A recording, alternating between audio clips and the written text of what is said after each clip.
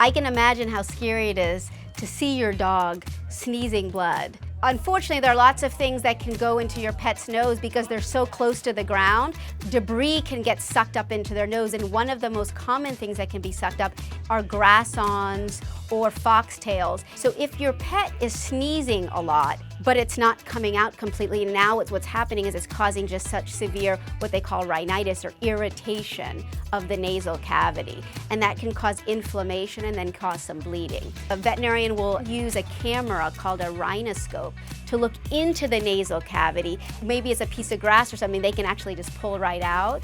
Other possibilities is your pet may have fungal disease or have a bacterial infection. And then the last possibility that you have to just consider, especially in older pets, is that they may end up having a nasal tumor or cancer of the nose.